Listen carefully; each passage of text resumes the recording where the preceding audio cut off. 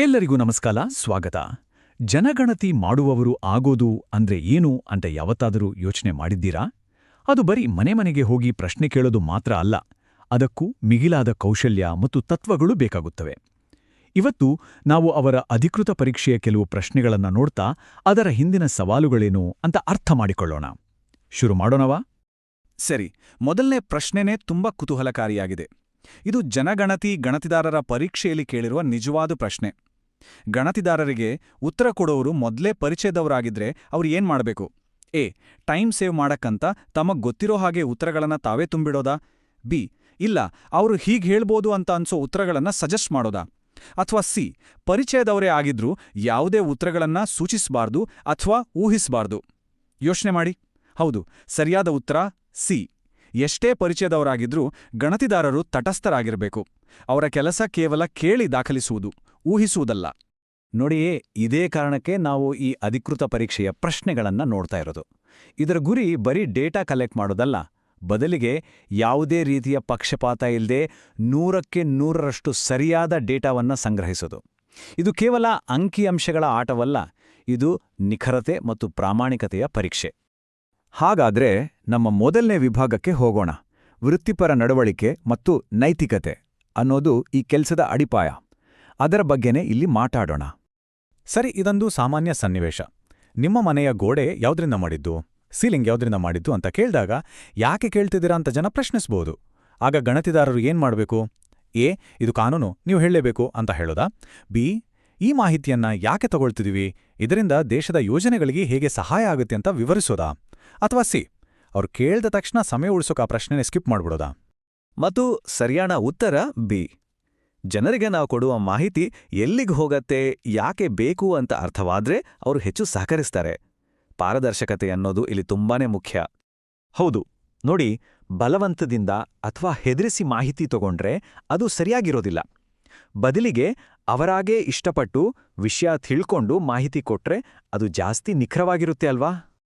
ಇದು ಇಡೀ ಜನಗಣತಿ ಪ್ರಕ್ರಿಯೆಯ ಅಡಿಪಾಯ. ಇದು ತುಂಬಾ ಜನ ಗಣತಿದಾರರಿಗೆ ಎದುರಾಗುವ ಒಂದು ಸಾಮಾನ್ಯ ಸಮಸ್ಯೆ. ಒಂದು ಮನೆಗೆ ಬೀಗ ಹಾಕಿದ್ರೆ ಅವರ ಮುಂದಿನ ನಡೆ ಏನಾಗಿರಬೇಕು? ಎ. ಪಕ್ಕದ ಮನೆಯವರನ್ನ ಕೇಳಿ ಅವರ ಕಾಂಟ್ಯಾಕ್ಟ್ ನಂಬರ್ ಇಸ್ಕೊಂಡು ಮತ್ತೆ ಬರೋಕೆ ಪ್ರಯತ್ನಿಸೋದಾ? ಬಿ. ಫಾರ್ಮ್ ಖಾಲಿ ಬಿಟ್ಟು ಮುಂದಿನ ಮನೆಗೆ ಹೋಗೋದಾ? ಅಥವಾ ಸಿ. ಮನೆಯ ಸೈಜ್ ನೋಡಿ ಇಷ್ಟು ಜನ ಇರ್ಬೋದು ಅಂತ ತಾವೇ ಊಹಿಸಿ ಬರೆಯೋದಾ?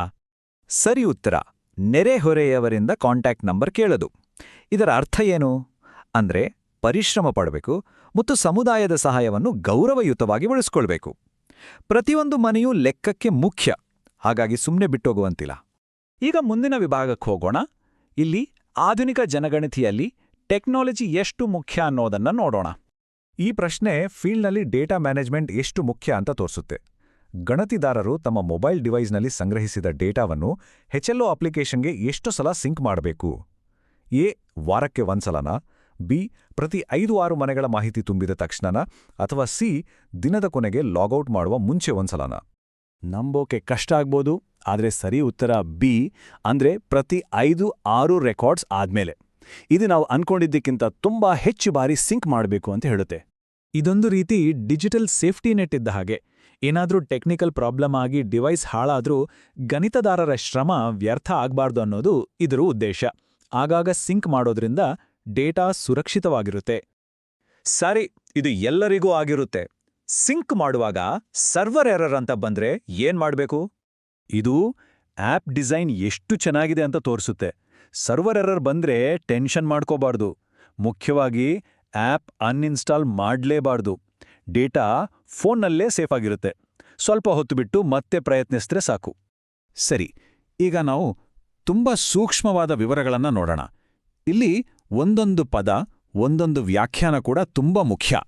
ಜನಗಣತಿ ಪ್ರಕಾರ ಕುಟುಂಬ ಅಂದ್ರೆ ಏನು? ಅಂದ್ರೆ ಯಾರೆಲ್ಲ ಒಟ್ಟಿಗೆ ವಾಸ ಮಾಡ್ತಾರೋ ಮತ್ತು ಒಂದೇ ಅಡಿಗೆ ಮನೆಯಿಂದ ಊಟ ಮಾಡ್ತಾರೋ ಅವ್ರನ್ನೆಲ್ಲ ಒಂದು ಕುಟುಂಬ ಅಂತ ಪರಿಗಣಿಸಲಾಗುತ್ತೆ. ಇಲ್ಲಿ ಒಂದೇ ಅಡಿಗೆ ಮನೆ ಅನ್ನೊಂದು ತುಂಬಾ ಇಂಪಾರ್ಟೆಂಟ್ ಪಾಯಿಂಟ್. ರಕ್ತ ಸಂಬಂಧಕ್ಕಿಂತ ಇದು ಮುಖ್ಯವಾಗುತ್ತೆ.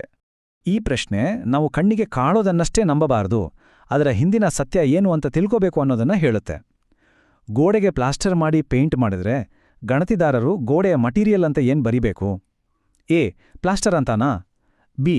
ಆ ಪ್ಲಾಸ್ಟರ್ ಒಳಗೆ ನಿಜವಾಳಿರೋದು ಇಟ್ಟಿಗೆನಾ ಕಲ್ಲ ಅಂತ ಕೇಳಿ ಖಚಿತಪಡಿಸ್ಕೋಬೇಕಾ? ಅಥವಾ ಸಿ ಗೋಡೆ ಎಷ್ಟು ದಪ್ಪ ಇದೆ ಅಂತ ನೋಡಿ ಊಹೆ ಮಾಡ್ಬೇಕಾ? ಸರಿ ಉತ್ತರ ಬಿ. ಅಂದ್ರೆ ಗೋಡೆ ಯಾವುದರಿಂದ ಮಾಡಲ್ಪಟ್ಟಿದೆ ಅನ್ನೋದನ್ನ ಕೇಳಿ ಖಚಿತಪಡಿಸ್ಕೋಬೇಕು. ಮೇಲ್ನೋಟಕ್ಕೆ ಕಾಣೋದು ಮುಖ್ಯ ಅಲ್ಲ, ನಿಖರತೆ ಮುಖ್ಯ.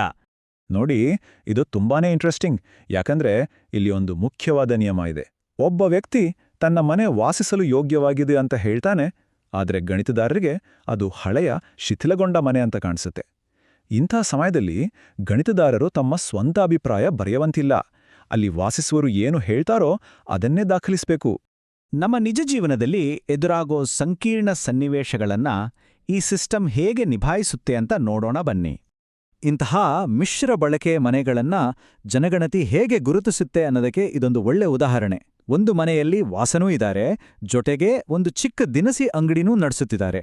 ಇದನ್ನ ಹೇಗೆ ಕೋಡ್ ಮಾಡಬೇಕು? ಎ ಕೇವಲ ನಿವಾಸ ಅಂತಾನ, ಬಿ ಕೇವಲ ಅಂಗಡಿ ಅಂತಾನ, ಅಥವಾ ಸಿ ನಿವಾಸ ಮತ್ತು ಇತರೆ ಬಳಕೆ ಅಂತಾನ? ಸರಿ ಉತ್ತರ ಸಿ, ನಿವಾಸ ಹಾಗೂ ಇತರೆ. ಇದು ಯಾಕೆ ಮುಖ್ಯ ಅಂದ್ರೆ, ಮನೆಯಿಂದಲೇ ನಡೆಯೋ ಸಣ್ಣಪುಟ್ಟ ವ್ಯಾಪಾರಗಳನ್ನು ಲೆಕ್ಕಕ್ಕೆ ತಗೊಳ್ದೆ ಅಂದ್ರೆ ದೇಶದ ಆರ್ಥಿಕತೆಯ ಪೂರ್ತಿ ಚಿತ್ರಣ ನಮಗೆ ಸಿಗೋದಿಲ್ಲ. ಹಾಗಾಗಿ ಪ್ರತಿಯೊಂದು ಬಳಕೆಯನ್ನು ದಾಖಲಿಸೋದು ಇಲ್ಲಿನ ಉದ್ದೇಶ. ಹಾಗಾದ್ರೆ ಇದೆಲ್ಲದರ ಒಟ್ಟು ಸಾರಾಂಶ ಏನು? ಈ ಎಲ್ಲ ಪ್ರಶ್ನೆಗಳಿಂದ ನಮಗೆ ಒಬ್ಬ ಒಳ್ಳೆ ಗಣಿತದಾರ ಹೇಗಿರಬೇಕು ಅಂತ ಗೊತ್ತಾಗುತ್ತೆ. ಅವರು ತಟಸ್ಥರಾಗಿರಬೇಕು, ನಿಖರವಾಗಿರಬೇಕು, ಜನರ ಮಾಹಿತಿಯ ಗೌಪ್ಯತೆಯನ್ನು ಕಾಪಾಡಬೇಕು ಮತ್ತು ನಿಯಮಗಳು ಏನೇ ಹೇಳಿದ್ರೂ ಅದನ್ನ ಕಟ್ಟುನಿಟ್ಟಾಗಿ ಪಾಲಿಸಬೇಕು. ಕೊನೆಯದಾಗಿ ಈ ಒಂದು ಪ್ರಶ್ನೆ ನಿಮ್ಮನ್ನು ಯೋಚನೆಗೆ ಹಚ್ಚಬಹುದು. ಹೀಗೆ ಸಂಗ್ರಹಿಸಿದ ಲಕ್ಷಾಂತರ ಸಣ್ಣ ಸಣ್ಣ ನಿಖರವಾದ ವಿವರಗಳೆಲ್ಲ ಸೇರಿ ಒಂದು ದೇಶದ ಭವಿಷ್ಯಕ್ಕೆ ನೀಲನಕ್ಷೆ ಹೇಗೆ ಆಗುತ್ತೆ? ಈ ಸಣ್ಣ ವಿವರಗಳು ಕೇವಲ ಅಂಕಿಅಂಶಗಳಲ್ಲ, ಅವು ನಮ್ಮ ದೇಶದ ಮುಂದಿನ ಯೋಜನೆಗಳನ್ನು ಮತ್ತು ನೀತಿಗಳನ್ನು ರೂಪಿಸುವ ಆಧಾರ ಸ್ತಂಭಗಳು.